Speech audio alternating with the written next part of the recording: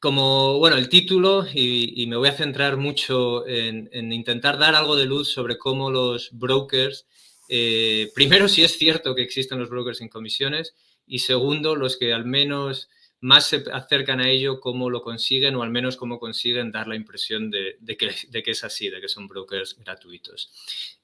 Como han comentado en la introducción, voy a hacer una brevísima mención a HeyTrade, quizá porque somos relativamente o muy nuevos y quizá no nos conozca tanto la audiencia, por lo que lo primero que sí querría compartir es una brevísima descripción. Nosotros somos una nueva plataforma de inversión que acabamos de lanzar hace apenas unas semanas.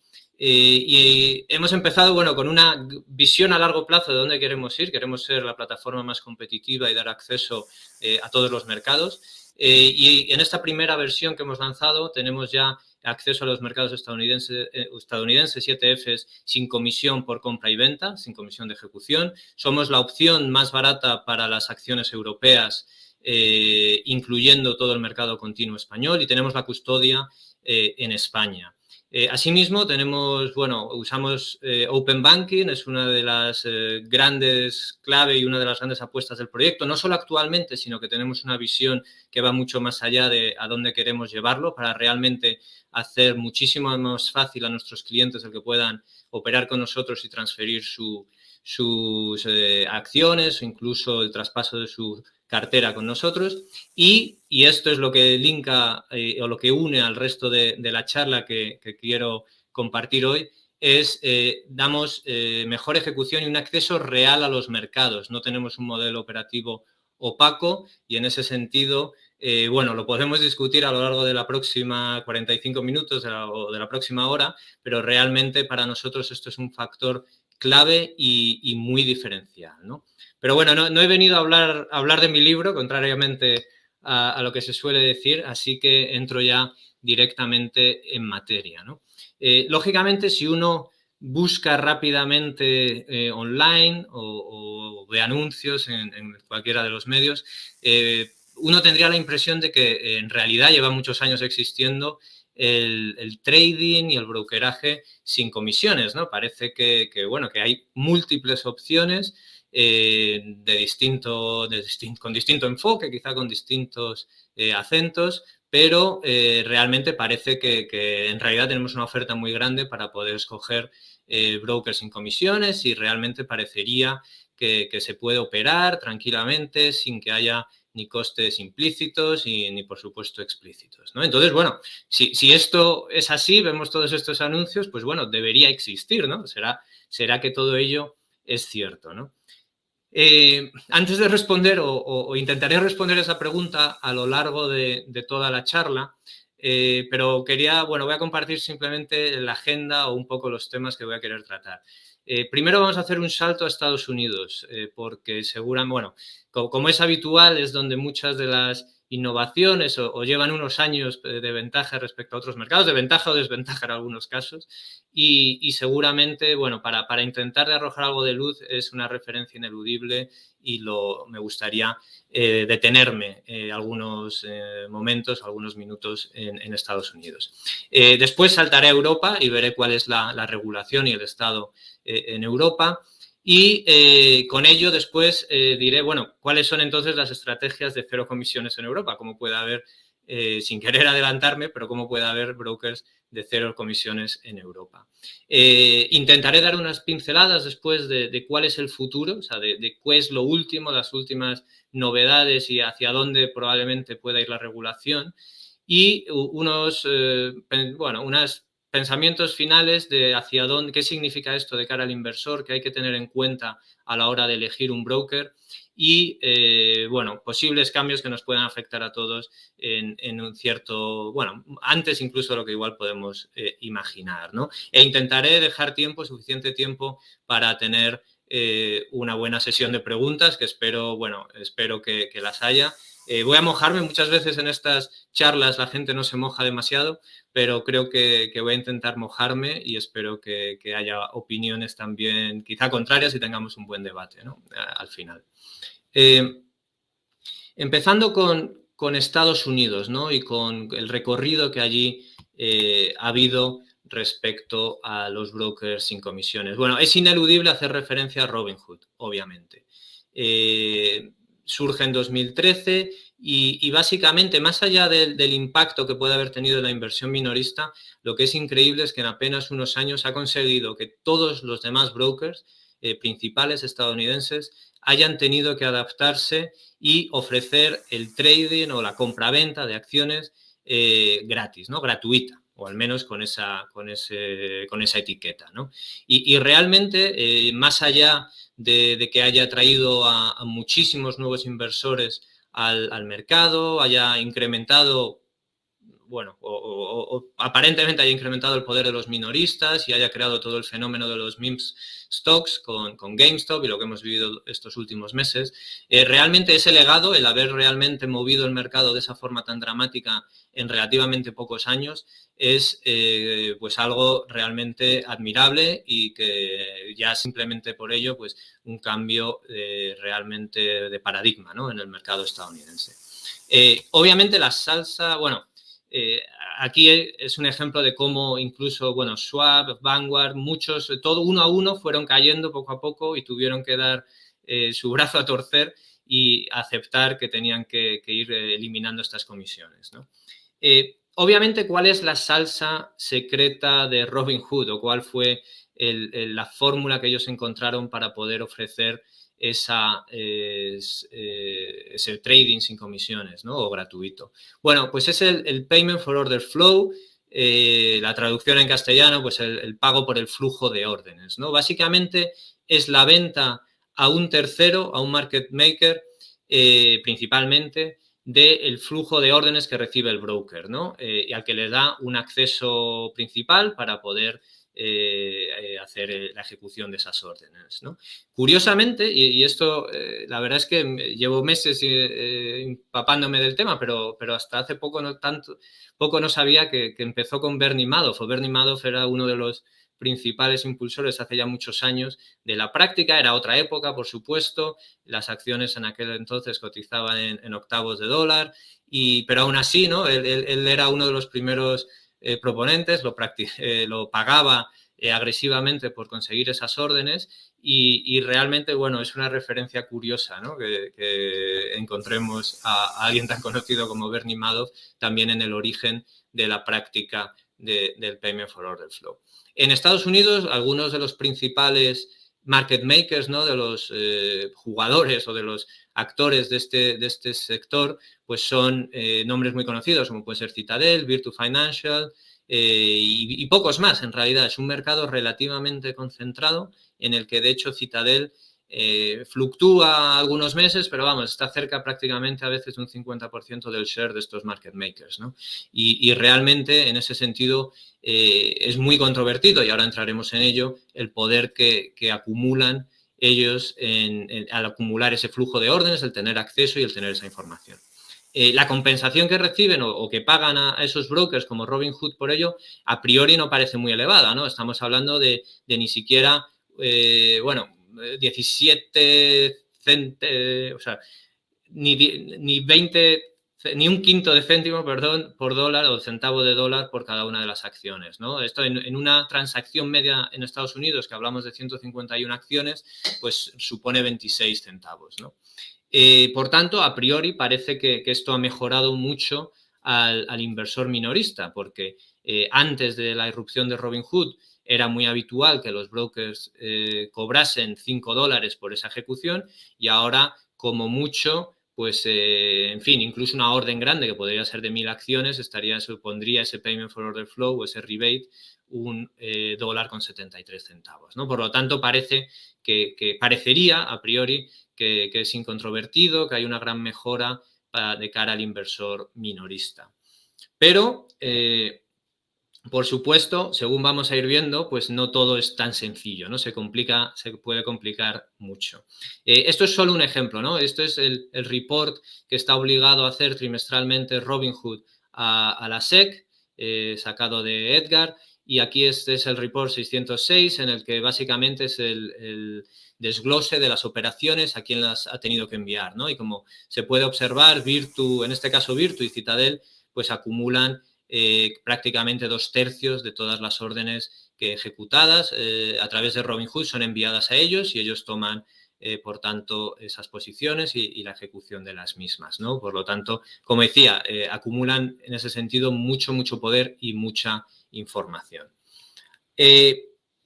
A priori, por lo tanto, pues parecería que es una mejora de cara al usuario, al minorista, y hay asimismo hay por supuesto ciertas salvaguardas, ¿no? Ciertas protecciones de cara al inversor, es decir, el market maker está obligado a darle un precio mejor que la mejor oferta que pueda haber en ese momento en los mercados, ¿no? Lo que en Estados Unidos se denomina el National Best Bid and Offer.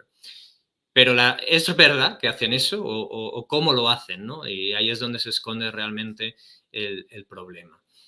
También otro de las salvaguardas que existe es el reporting, el ejemplo que acabamos de ver de Robinhood, en el que, en cierto modo, pues hay cierta supervisión de asegurarse de que la forma en la que se están ejecutando esas órdenes, pues es de acuerdo a esta política, ¿no? Y ofreciendo esta mejora al inversor minorista. Sin embargo, y aquí es donde se va a empezar a complicar un poco esta charla, esto, por supuesto, quiere decir que hay un conflicto de intereses o puede suscitar un conflicto de intereses entre el broker y la firma, ¿no? Y digamos, el minorista o el market maker. Y aquí es donde realmente empieza el problema realmente, ¿no? Hay una gran fragmentación en los spreads y en los mercados, ¿no? Y esto lo que repercute o puede repercutir es en una ampliación de los spreads entre las ofertas de compra y las de ventas de las acciones, ¿no? Porque en los dark pools no se está requerido que esas ofertas sean públicas.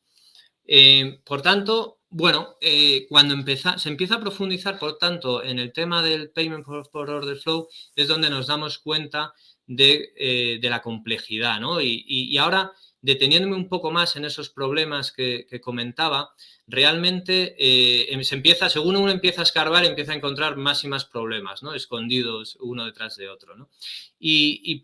Por tanto, lo que en los escasos estudios que se han hecho en profundidad realmente sobre la mejora o no mejora que supone para el minorista, lo que se ha dado cuenta o lo que se ha observado es que la mejora es simplemente nominal. Es decir, alguien que ponga una orden con el mejor precio disponible en los mercados, sea por ejemplo $25, muy frecuentemente lo que hacen los market makers es mejorar un único céntimo, dar esa orden a 24,99, ¿no? O ni siquiera, es simplemente una fracción del precio que pueden cambiar. Y realmente, por tanto, parecería a priori que se está dando una mejora, pero realmente es ínfima, ¿no? Es realmente una mejora ínfima. Y esto lo que hace es que el hecho de que se internalicen todas estas operaciones hace que esas acciones no vayan al mercado. Y eso, al final, redunda en toda una serie de problemas, ¿no? Por una parte, se pierden oportunidades de tradear con otras posiciones que pueden estar ocultas en los mercados, que no estén publicadas, ¿no? Órdenes ocultas, y que podrían haber dado un mejor precio de ejecución a esa orden que se ha enviado a través del broker. Esto es casi imposible realmente medirla, la pérdida que hay, pero es una pérdida real y que sufren los minoristas porque al internalizar estos market makers como Citadel y no enviar estas órdenes a los mercados, a la bolsa, al NYSE, a Nasdaq, a la bolsa que corresponda, pues realmente se están perdiendo muchísimas oportunidades de cruzar órdenes a mejor precio. Reduce también la competencia, porque obviamente hemos ido hablando continuamente de la acumulación de información y de trading que unos pocos players están llevando a cabo, ¿no? Y por tanto, al final lo que lleva es que esos players no tienen un incentivo para que los precios públicos que mandan a las bolsas, que sí los tienen que publicar, donde sí son públicos, no en los dark pools, pues esos precios no sean los mejores, no sean agresivos mejorando esos precios. ¿Su incentivo cuál es? Su incentivo es que el mejor oferta que exista en los mercados no sea la que ellos realmente creen que es la mejor, sino que son menos agresivos, no la comunican de esa forma y, por tanto, cuando reciben cuando reciben el flujo de órdenes, saben que pueden venderla a un precio mejor, ejecutan contra esa orden nominalmente mejorando la mejor oferta que hay en ese momento, pero ellos saben, por toda la información que acumulan, que la pueden ejecutar en realidad, la podrían ejecutar a un precio menor, ¿no? Como no tienen necesidad de publicar su precio real, el precio que ellos de verdad piensan que esa orden merece, pues no lo envían, no lo hacen, y por tanto lo que se ha observado es que los spreads del National Best Bid y Offer pues han ido empeorando, ¿no? A raíz de que el Payment for Order Flow ha incrementado. Y por tanto, bueno, esto conlleva al final un mercado más fragmentado en el que los players, los jugadores o los que sí están dando de verdad liquidez, están públicamente ofertando o publicando sus órdenes, pues se vean afectados, al final no consiguen, ellos no reciben esa liquidez porque los market makers entre medias la están absorbiendo y por tanto al final su negocio se ve afectado y son jugadores clave en el mercado, ¿no? Y eso repercute al final en un mercado menos eficiente y peor para todos los actores, ¿no? Entonces, realmente cuando uno empieza a escarbar en el tema se da cuenta de que no es ni mucho menos sencillo y que realmente hay argumentos a favor y en contra muy fuertes y seguramente en contra, según uno va viendo y aprendiendo más del tema, seguramente más. Muy recientemente, vamos, estos son noticias de una de ellas de hace 3 días apenas, ¿no? En junio, Gensler comunicaba que básicamente se iba a hacer una revisión del Payment for Order Flow o del pago del flujo por órdenes en Estados Unidos y la controversia está viva ahora mismo, ¿no? Todavía no sabemos exactamente en qué dirección se moverá, pero ni siquiera en Estados Unidos, que a priori es mucho más o ha sido, ¿no?, más agresiva en adoptar estas prácticas, está libre de controversia, ¿no? Por tanto, lo que sí quería hacer este repaso un poco por la historia en Estados Unidos y antes de acercarnos a Europa, ¿no? Y creo que es importante esa última observación porque aunque creamos que incluso en Estados Unidos, ¿no?, es algo no incontrovertido, pues realmente ni siquiera allí están completamente seguros de que haya sido un desarrollo o algo positivo en el desarrollo de los mercados. Bueno, ¿qué pasa en Europa, ¿no? A priori en Europa, y esto es lo que la mayoría de la gente pensamos, ¿no?, o creemos, MiFID II lo restringe. Y realmente, pues leyendo MiFID II o entendiendo un poco la regulación de MiFID II, parecería, parece muy difícil o prácticamente imposible que se pueda dar este tipo de prácticas en el mercado europeo, ¿no? Al final se limitan los pagos que pueden hacer los terceros, hay mucha regulación o se limitan o se regulan los conflictos de interés que puedan surgir y está la obligación de la mejor ejecución, ¿no? Y toda orden tiene que pasar o todo tiene los 3 test de cara a poder demostrar, ¿no?, esa mejor ejecución. Por tanto, bueno, parece claro que con MiFID estaríamos a salvo de esta práctica y en Europa se optó por una regulación restrictiva.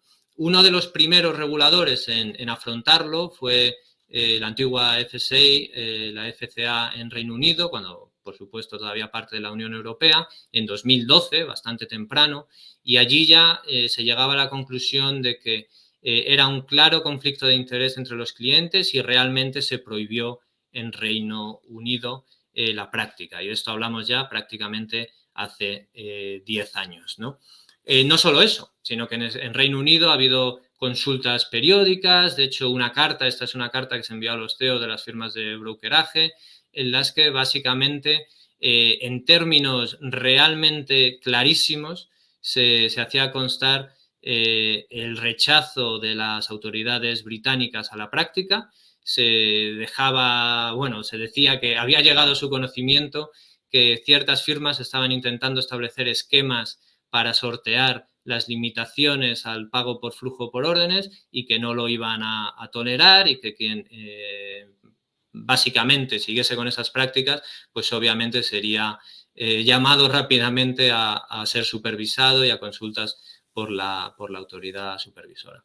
Y además, digamos, la investigación que después se hizo a raíz de estos cambios sí parecía, o muy fuertemente parecía confirmar que la prohibición de ese flujo redundó en una mejor ejecución de órdenes para los minoristas, ¿no? Al final se vio que la ejecución de esas órdenes eran a un precio realmente más favorable para un mayor número de esos minoristas, las órdenes se concentraban en los mercados públicos, los market makers eran más agresivos en las órdenes, en las ofertas que publicaban, y eso al final, la investigación que se ha hecho sobre ello parece concluir que realmente el mercado ha funcionado mejor en Reino Unido una vez se prohibió el pago por el flujo de órdenes que antes, ¿no? Entonces, parecería claro que en Europa, por tanto, no se puede, al menos con esta estrategia de pago por flujo de órdenes, llegar al modelo de Robin Hood, ¿no? Por tanto,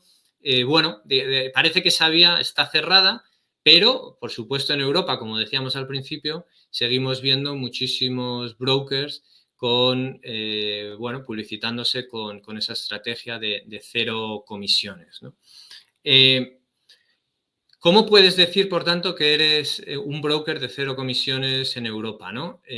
La estrategia que adoptan muchos es el hacer la simple compraventa de esas comisiones, de las acciones, digamos, ¿no? La operativa más sencilla que uno puede hacer, ¿no? Pues con acciones estadounidenses y europeas, pues esa operativa la hacemos nominalmente gratuita, ¿no? O al menos no cobramos una comisión de ejecución, que eso es normalmente a lo que los brokers se refieren cuando dicen que es gratuito operar con ellos.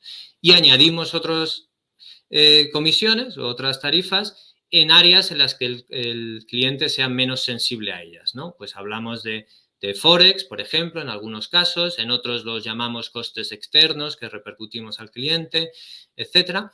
Y una segunda derivada, un poco más sofisticada, sería la venta o el, digamos, el hacer cross-selling, el vender otro tipo de productos, atraer al cliente con esa nominalmente gratuita y compraventa de esas órdenes, pues hacerlo, llevarle rápidamente a otro tipo de productos que para el broker sean mucho más rentables, ¿no? Pero bueno, esto realmente, esta segunda es, desde mi punto de vista, bueno, uno de los problemas o uno de los temas que puede ser más controvertido, ¿no? Aquí, cogiendo un ejemplo de uno de los reports de resultados muy recientes de una de estas brokers, se ve que, bueno, a priori esto es uno de los brokers que se publicita como completamente gratuito, sin comisiones de ejecución. Leyendo su report trimestral, pues dice que el total de sus comisiones, incluyendo de la actividad de trading, han llegado, incrementaron 141% en el primer trimestre y han llegado a 347 millones, ¿no? Por tanto, parece que, bueno, para ser un broker gratuito, realmente la actividad de trading y las comisiones de trading son bastante rentables, ¿no? Aquí he querido hacer un ejercicio, ¿no? Y realmente comparar un poco lo que sería la cuenta de resultados de un cliente en un broker tradicional respecto a un broker de CFDs, ¿no? He redondeado los números, tampoco quiero necesariamente centrarme en un caso concreto, sino que más ver cómo el modelo de negocio es realmente distinto de un tipo de broker a otro. Y cuando vemos en un broker tradicional, vemos que el modelo de negocio básicamente es: adquiero clientes a un precio relativamente bajo, $37 en el caso de este broker, ¿no? Cuando uno coge sus gastos de marketing y lo divide por el número de clientes que ha adquirido en el periodo, pues sale una cifra baja, razonable, que puede ser una cifra típica de una startup, de una fintech. Y por otro, vemos que, bueno, que tiene una pérdida de clientes anual que probablemente pues esté alrededor del 10%, ¿no? Bueno, puede ser razonable, clientes que encuentren otras soluciones, que, bueno, que puede simplemente por esa fricción, pues un 10% de rotación anual de esos clientes, pues parece razonable. Y una vida estimada de ese cliente a lo largo de toda la relación con ese broker de unos $4.500, ¿no? Bueno, razonable, realmente parece que son una relación de varios años. Cuando vamos a un broker distinto, un broker de CFDs, en este caso, lo que vemos es que el modelo es completamente distinto, ¿no? El coste de adquisición de un cliente medio es cientos de dólares o cientos de euros y en este caso muy cercano a los 500 euros, ¿no? Todos hemos visto muchísimos anuncios de muchos de estos brokers continuamente, ¿no? Y todo eso pues cuesta mucho dinero. Lo que nos está diciendo es que necesitan un flujo constante, muy agresivo, de nuevos clientes que traigan dinero a la plataforma para que digamos, funcionen el modelo de negocio que ellos tienen establecidos, ¿no? Porque lo que vemos es que la pérdida de clientes que tienen anualmente es por encima del 50%, ¿no? Y en este caso concreto, el 65%, que es increíble, ¿no? Básicamente en unos 18 meses aproximadamente, un poco más, debería rotar prácticamente toda su base de clientes.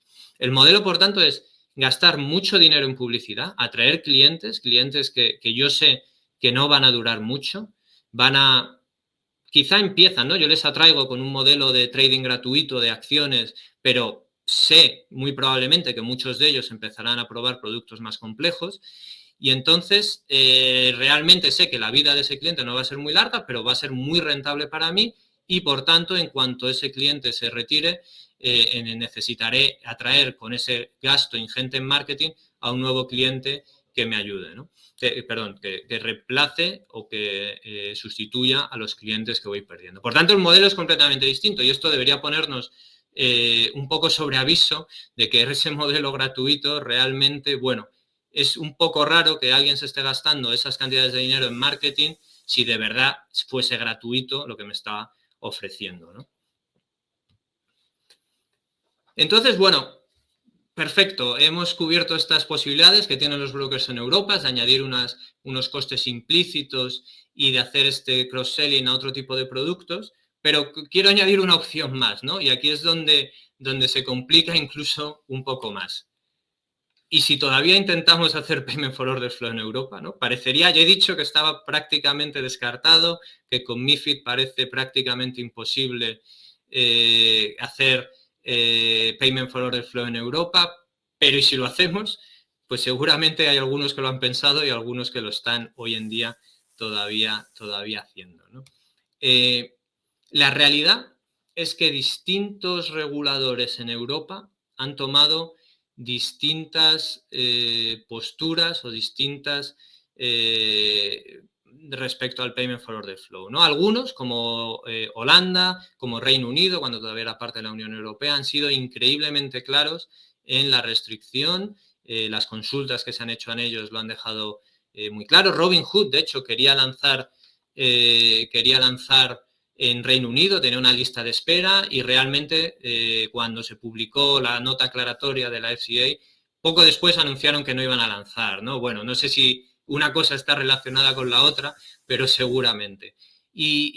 Pero otros reguladores o otras jurisdicciones en Europa sí lo están permitiendo, o lo han permitido, al menos hasta ahora.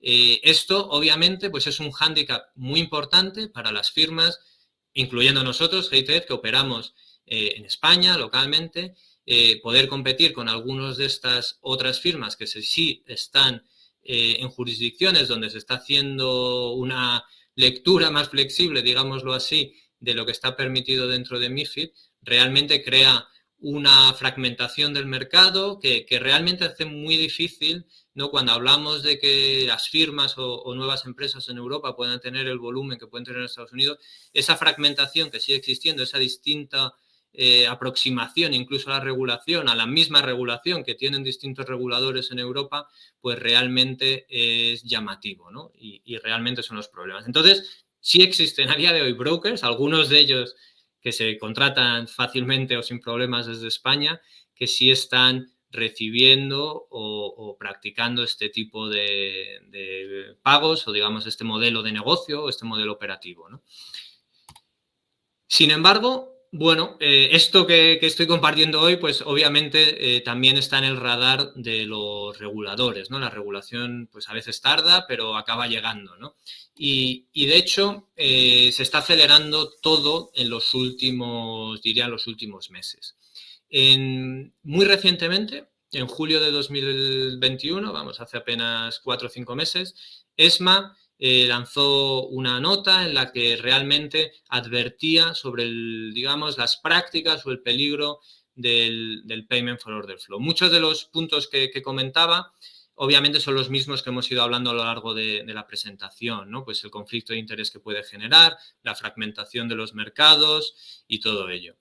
El 1 de octubre se emitió desde la Comisión Europea está preparando una nueva regulación para ello en 2022 y, por tanto, el 1 de octubre mismo se emitió una nota en la que se pedían aportaciones para tener en cuenta en el desarrollo de esa nueva normativa, ¿no? En la protección del cliente minorista. Y ya desde varias asociaciones de los mercados financieros, de los mercados, de las bolsas, se han ido posicionando, ¿no? Por una parte, y de momento inequívocamente muchos de ellos en el hecho de que con MiFID II realmente la protección no debería estar permitido ese pago por flujo de órdenes y que la fragmentación que además conlleva en los mercados va en detrimento del cliente minorista a la larga, ¿no? Que es un poco lo que hemos querido transmitir o lo que la experiencia en el análisis cuando se ha hecho en profundidad en Estados Unidos y en Reino Unido se ha podido observar, ¿no?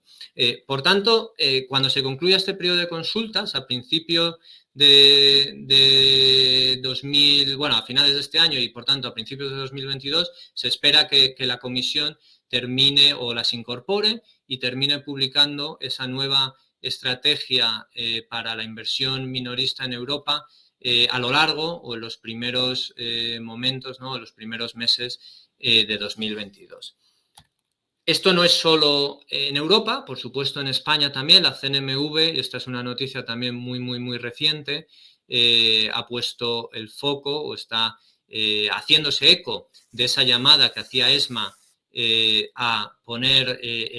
hacía una llamada a los reguladores locales a que fuese esta una de sus prioridades en estos meses y en 2022, ¿no? Y en CNMV, recogiendo un poco ese guante, claramente también están poniendo el foco en estos brokers gratuitos, ¿no? Que como estamos diciendo en realidad no son gratuitos, pero bueno, ya digamos en estos brokers que se anuncian como gratuitos. Por tanto, básicamente lo que he intentado transmitir y quería dejar suficiente tiempo para las preguntas, ¿no? Pero sí quería terminar con unas reflexiones finales sobre hacia dónde vamos, en qué dirección se está moviendo y qué significa esto, ¿no? Básicamente, el cambio de la regulación parece inevitable, ¿no? Como decía, la regulación a veces tarda, pero acaba llegando. Los análisis, y ya tenemos años digamos, de experiencia con el pago de flujo de órdenes, por lo que permite empezar a tener datos reales de cómo se ha comportado, cómo ha afectado a la estructura de los mercados, parece indicar que cuando se pone todo en una balanza, por supuesto no en todo caso, puede haber clientes minoristas que no tuviesen acceso antes a ese mercado, pero cuando se pone en una balanza, digamos que hay muchos oscuros o muchos puntos en contra de estas prácticas y realmente al final el cliente igual se está ahorrando un céntimo por orden, pero al final la estructura de mercado cambia de un modo que las órdenes no se están ejecutando a esos precios, se podrían estar ejecutando a precios mejores con una distinta estructura de ese mercado, ¿no? Y creo que ese consenso que está tardando en generarse, pero que creo que está llegando, se hará haciendo cada vez más mayoritaria, incluso en Estados Unidos, donde quizá no vayan al extremo de limitarlo, porque ya ha tomado tal entidad Robinhood y el movimiento de otras firmas que parecerá difícil, seguro que van también a pedir o van a imponer regulación adicional o ciertas modificaciones en el mercado que lo hagan más transparente y que contribuyan a paliar algunos de los aspectos más nocivos de estas prácticas, ¿no? No solo eso, sino que en esa misma nota que hablaba, ¿no? Yo me he centrado quizá en esta charla mucho en ese pago de flujo de órdenes, porque bueno, por el tiempo que teníamos y me parece que quizá es la cosa más o el aspecto más paradigmático de Robinhood y los brokers gratuitos. Pero no solo eso, ¿no? En esa misma nota de ESMA se reflejan otros aspectos digamos, del boom de trading y de brokeraje que ha habido que van más allá, ¿no? Hablamos de esa venta de productos más complejos, de operar con margen y con apalancamiento, de la gamificación en el diseño de las aplicaciones o de los portales de los brokers de cara a incentivar un trading excesivo que al final no es beneficioso para el cliente, ¿no? Entonces, realmente, aunque yo me haya centrado mucho en el pago por flujo de órdenes, podemos esperar que esa regulación afecte bastante más allá y que incluya otros aspectos que, digamos, en los últimos meses y con el boom de los minoristas y todo ello, pues han salido o se han colocado en el radar de los supervisores. Y por último, sí quería hacer una última reflexión sobre si realmente llegaremos, puede ser realmente gratuito la compra y la venta de acciones, ¿no? Creemos que sí se puede llegar a eso, pero para ello hay que tener una visión muy clara, ¿no? En Estados Unidos hay ejemplos, hay algunos de los brokers estadounidenses que aunque, bueno, en alguna parte de su negocio puedan tener o puedan recibir ciertos pagos de los market makers, pero para minoristas no han querido hacerlo, ¿no? E incluso algunos de ellos han llegado a hacer el trading o a ofrecer esas órdenes de forma gratuita. Obviamente, para ello hace falta tener una visión de conjunto del negocio, ¿no? En el que quizá esas órdenes o ese trading pueda ser gratuito, pero se le esté ofreciendo al cliente otro tipo de productos, y aquí ya no hablo de CFDs ni productos que puedan ser más complejos, pero sí productos financieros que puedan ser beneficiosos para ese cliente y que puedan tener sentido y beneficiarlo, ¿no? Entonces, creemos que la tendencia, obviamente, sí es al abaratamiento de esos costes paulatino, también en Europa, y quizá en un futuro podamos llegar a ese brokeraje o ese trading gratuito sin las prácticas quizá controvertidas y no tan beneficiosas como hemos intentado transmitir a lo largo de esta charla, que al final son atajos para llegar a ofrecer ese anuncio, ¿no? Anunciarse como gratuito, pero que en realidad no repercuten en una mejor ejecución o en una mejor experiencia o en una mejor calidad del producto financiero que se le ofrece al cliente. Muchas gracias. Ahora quería dejar suficiente tiempo para las preguntas porque, bueno, esperaba, no lo sé si lo habré conseguido, pero sí esperaba que fuese quizá alguno de los puntos algo más controvertidos o algo un poco más técnicos, así que hasta la presentación quería concluirla ahora.